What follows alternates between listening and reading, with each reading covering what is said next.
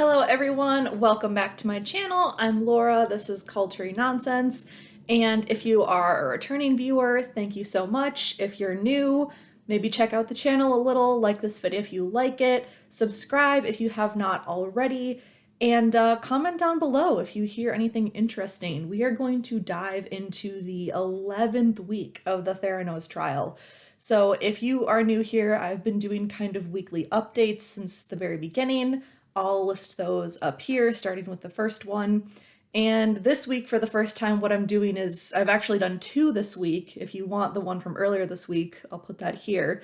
But this week in court, the 15th through the 19th, there has been testimony every single day. So I thought I would do a video today kind of talking about Monday, Tuesday, and most of Wednesday, I think, just to kind of get it all covered so that the video that I do on Tuesday wouldn't be super long. So that's what we're talking about today, starting with testimony from Monday, November 15th. So starting off on Monday, we got more of the cross-examination, I believe, of Alan Eisenmann. And he was the investor that we heard from at the end of last week who got very emotional and upset talking about how he felt like he was personally wronged by Theranos. A lot of his testimony that we see here kind of rehashes some of the things he said before, but we get a little bit more detail. Like when he talks about how he reached out to Don Lucas with his concerns about Theranos. Apparently, he was referred to Don Lucas's executive assistant, and she responded to him saying that he should read the news. Pretty much, he was just rebuffed. You know, he was told, just go look at the news if you want information. We don't know any more than that. We're not telling you anything, which of course did not go well with him. She said, there have been articles in the news, as you had mentioned, you were aware of, and Don suggested that you continue to follow the company in this manner. So apparently Mr. Eisenmann had been following the news, according to another email exchange. And in an email a few months prior, in January 2015, Mr. Eisenmann asked Ms. Holmes and her top deputy, Sunny Belwani, about a news alert he had received for an article that discussed a new technology that will soon make Theranos obsolete, according to a clip of the article. And to me, honestly, that seems a little bit sensationalized. So in this one instance, I can maybe see how they would say, like, don't pay attention to that. I don't know. I guess he said, this is the second Google alert I have received that claims Theranos could become obsolete. Please don't ignore this request. And Sunny responded, I think these emails are beyond ridiculous. And apparently Ms. Holmes later accused Mr. Eisenmann of harassing Don Lucas. So again, I could see how maybe you could say, don't take this too seriously. It's just someone else trying to hype up their product. But I would maybe, even if it's not important, I wouldn't say this is beyond ridiculous and nothing else. You want to at least reassure your investors, but they seemed to be very pissed off with him at this point. Another thing we heard was that Mr. Eisenmann had the opportunity to buy back his shares at 5 times the price of what he put in. So he put in a little over $1 million, about 1.1, 1.2, and they were offering him $6 million to buy out. However, he didn't want to do that because he believed that if he just kept his money where it was, there was still room for more growth. And apparently, when Theranos had a valuation of about $9 billion at one point, his shares were worth $30 million. And that might be another reason why he didn't take the offer to buy him out at $6 million, because he's thinking, well, they're worth $30 million, so it's not really a fair deal, even though, as we know, by the time Theranos was shut down in 2018, his shares were pretty much worth nothing. No one would buy them, and he ended up losing all that money. Another interesting thing, we've had many kind of side arguments with the lawyers and the judge, and this witness is no exception. There was an argument about whether or not some of his personal notes should be allowed into evidence, and it's kind of unclear about what's in these notes, if it would benefit the defense or the prosecution, but that's one argument that they kind of got into, and it appears that they didn't admit them into evidence. I don't know if they made the decision that they weren't relevant. Again, we have more reports of some spicy behavior when he was being questioned by the defense. I guess the defense displayed a lot of emails that showed Theranos execs responding to Mr. Eisenmann's requests for information. And from the witness stand, Mr. Eisenmann characterized those emails with comments like, that's ridiculous, that's a lie, and he responded fictitiously. And I guess when presented with an email from Ms. Holmes that accused Mr. Eisenmann of harassing the Theranos chairman for information, Mr. Eisenmann said, "That is a total mischaracterization." I guess Mr. Downey, one of Ms. Holmes' lawyers, said that Theranos legally wasn't allowed to provide Mr. Eisenmann with information during periods the company was fundraising, and asked if Mr. Eisenmann understood that Ms. Holmes was frustrated with his demands. "No, I understood that she was hiding information." That's apparently what Mr. Eisenmann said on the stand, which is pretty funny. Mr. Downey said that Mr. Eisenmann was included in information that was shared broadly with all shareholders, even if he wasn't getting the additional information he requested. And Mr. Eisenmann said there was no communication with investors generally. This was an unusual fence between management and shareholders for an extended period of time. Apparently this is a statement that the judge struck from the record when the defense asked for that. And the response was, the lawyers get to ask the questions and it's your privilege to answer them. So again, kind of getting upset with the fact that he wasn't answering the questions as asked. Another kind of odd thing that happened is that Mr. Eisenmann emailed the prosecutors when he wasn't supposed to. He sent an email to them and they said, "You're not allowed to contact us." And then he sent an email to them again the next day. And apparently that email had nothing to do with the trial, but it still looks bad, so he's just not following instructions. This is something that the defense brought up to kind of imply that maybe he was a witness in bad faith, that he was colluding with the prosecution to try to, work with them, and that this is unfair. They brought up a 2018 email where he said, "You know that I am a faithful part of your team and I will do all that I can to help your case," which doesn't look the best. Because, if you're trying to get someone put in jail, it's not just your honest testimony.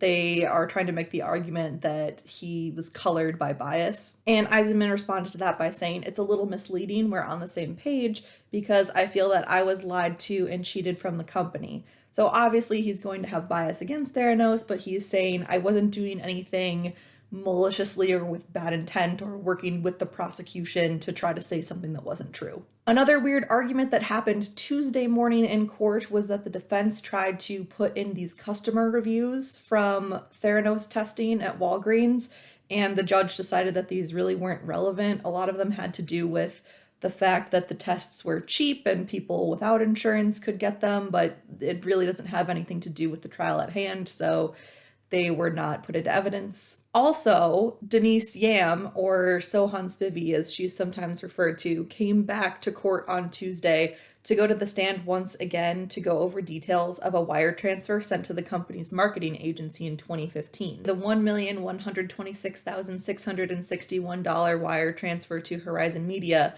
underpins one of the wire fraud counts in the 12-count indictment. So it's one of 4 counts in the indictment specifically related to patients, and it's described as an electronic transfer to purchase advertisements for Theranos wellness centers. Jurors saw an email Ms. Yam sent to Elizabeth Holmes and Sunny Balwani in July 2015, seeking approval to pay Horizon. The marketing agency helped Theranos with TV, radio, and print advertising, according to testimony. And in the cross-examination, defense lawyer Lance Wade asked if Ms. Yam knew if any of the advertisements discussed in the email actually ran, and she said she didn't. So after her brief testimony, Ms. Yam left the stand. So she was pretty much just brought up to say, yes, this wire transfer went through and verify it, essentially. The last person we're going to talk about today is Brian Grossman, who was another investor. However, he's a bit different from the other ones because he actually did a bunch of diligence before investing in Theranos, and he is actually familiar with biotechnology. So the defense had to take a little bit of a different strategy rather than saying, "Oh, you just didn't do your due diligence," because he actually did a lot of due diligence. Apparently, Mr. Grossman spoke of a meeting with Ms. Holmes at Theranos' headquarters in December of 2013, and he was impressed by the claims that she made, namely that the company could match every blood test given by competitors and that its tests were actively being used by the military. Lies. And it had partnerships with major pharmaceutical companies. Also, mostly lies, because we know those doctored reports. There were really no limitations to the technology, he said, recalling his impression at the time. Mr. Grossman remembers being told Theranos had $2 million in revenue, also untrue, primarily from the Department of Defense. Mr. Grossman also said that Ms. Holmes did most of the talking in the December 2013 meeting. Mr. Grossman works for PMF Health Sciences LP, a San Francisco-based hedge fund that invested a total of $96 million in Theranos, and one of its investments underpins a wire fraud count in the 12-count indictment of Ms. Holmes. PFM sued Theranos in 2016 and reached a $43 million settlement in which Theranos admitted no wrongdoing. And I believe this fund that he ran actually comprised a lot of like pensions and retirement funds for people. So there were some smaller investors that might not have even known that their money was going to Theranos. So I believe this fund was for a bunch of different people and he was in charge of the investment. It wasn't an investment from one individual person like a lot of the other investors we've seen, or one family. So like I said, according to his testimony, he said he did vigorous diligence before deciding to invest in the blood testing startup, which again is good if you're controlling money that's not your own and it's for people's retirement.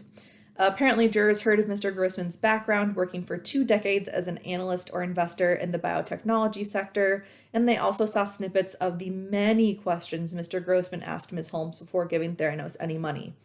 A pages-long email shown in court listed questions in 7 categories that Mr. Grossman and his firm, PFM Health Sciences LP, sought to have answered by Theranos. They included questions about the technology, the company's partnership with Walgreens Boots Alliance, the regulatory landscape, and financial projections. Mr. Grossman said they were told Theranos machines were more accurate and had less variability than conventional equipment. Test results, they were told, could come back in 4 hours in a retail setting and within an hour in a hospital setting. Mr. Grossman testified that they asked so many questions because we wanted to be crystal clear about what the technology capabilities were. He asked the same questions in multiple ways, he said, to make sure that they got the full picture. One interesting thing, too, is that during this diligence process, PMF was never told that Theranos was using third-party commercial analyzers to run any of its tests. So as part of this diligence into Theranos, Brian Grossman actually went to a Walgreens pharmacy to get his own blood drawn.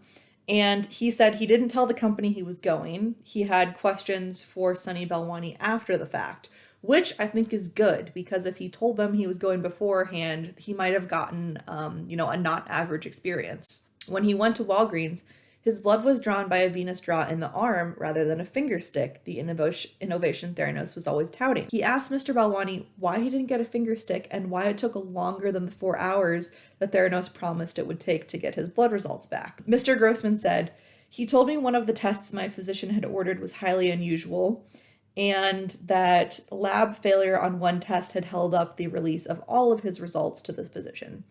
I believe that he thanked me for highlighting this process issue," Mr. Grossman said. Another one of the claims that he thought was important was that the company's machines were being used in pharmaceutical companies in clinical trials. Mr. Grossman said he knew that pharmaceutical companies would only be using these machines in clinical trials if they had enormous confidence in Theranos. Clinical trials, he said, are the lifeblood of those businesses, and without successful trials, those organizations can't grow.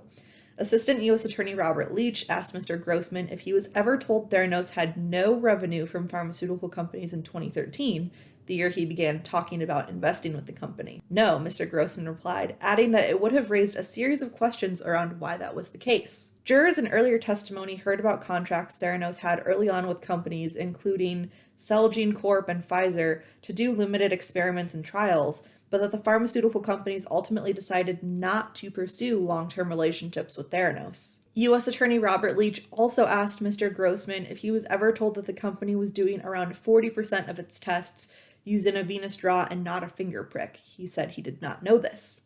Looking at financial projections Mr. Grossman's firm put together based on information from Theranos, Mr. Leach asked if he had ever seen a company miss its revenue projections by over $1 billion, which Theranos ultimately did. Mr. Grossman said such an event would be very unusual. Asked by Mr. Leach if he thought a risk of his investment in Theranos was that founder and CEO Elizabeth Holmes wasn't being truthful with him about the blood testing startup technology and finances, Mr. Grossman said he didn't think of that as a risk. And this is what we've seen again and again. A lot of people might look at risks of the technology or how it would work in stores or a lot of those technical aspects, but they're not thinking they're being straight up lied to. One interesting thing that we found out was about a week before Brian Grossman's hedge fund decided to invest in Theranos, the team vetting the investment got a warning from an insurance company that had looked at the blood testing startup's technology and determined it didn't work.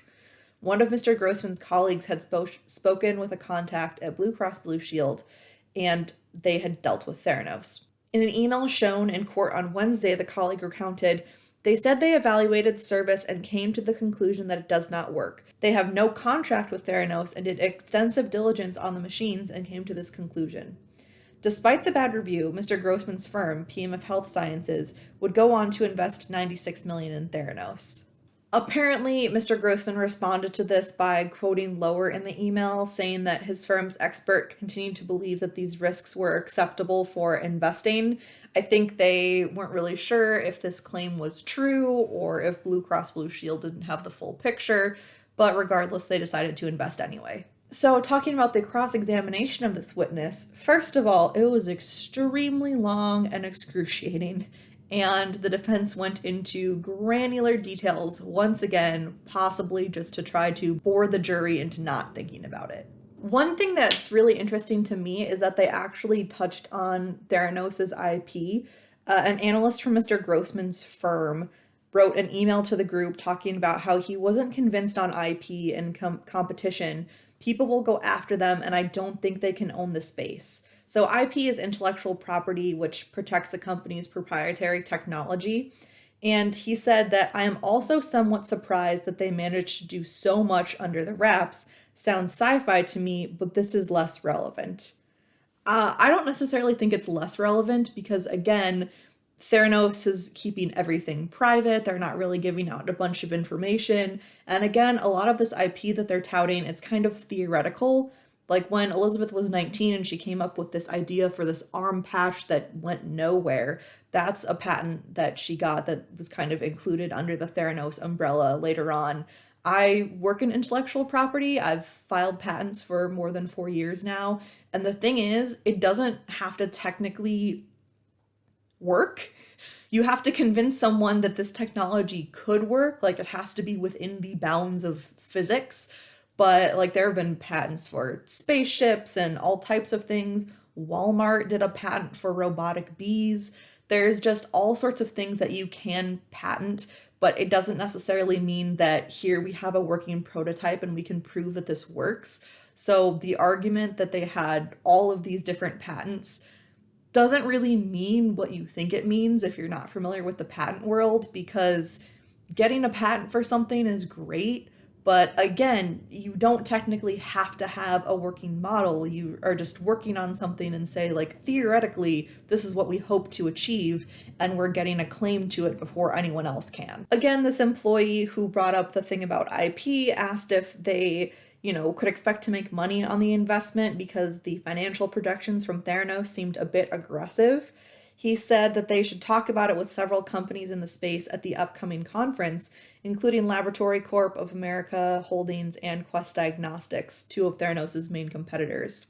Mr. Grossman said on the stand that he and his colleagues didn't reveal any confidential information about Theranos when speaking to others at the conference.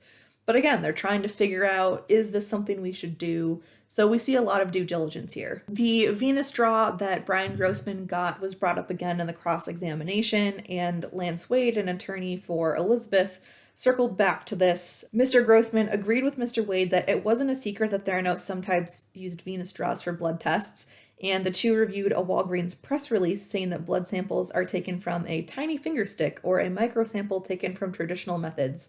Mr. Wade tried to get Mr. Grossman to agree that the wording in the press release showed Theranos was doing normal blood draws.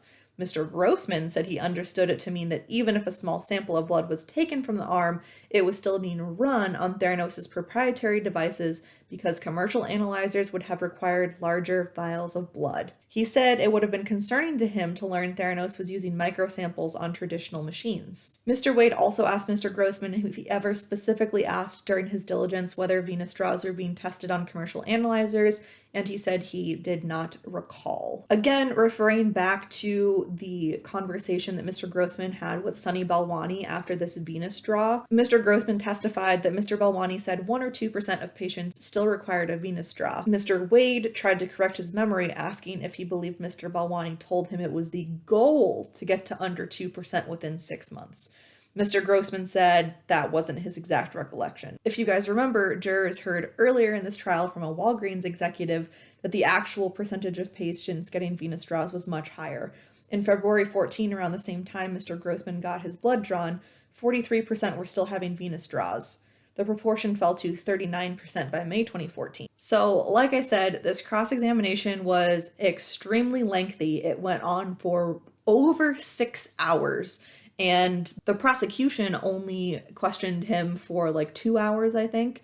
So the judge really admonished the defense team because they keep having this tactic of questioning witnesses for hours and hours and hours, going into super granular detail, talking about every single example of diligence. And I think it's just a way of exhausting the jury. And honestly, it exhausted me reading through some of the recollections of it. So I'm not gonna go through all of that with you guys. Anyway, that's the update for you for about through half of Wednesday this week.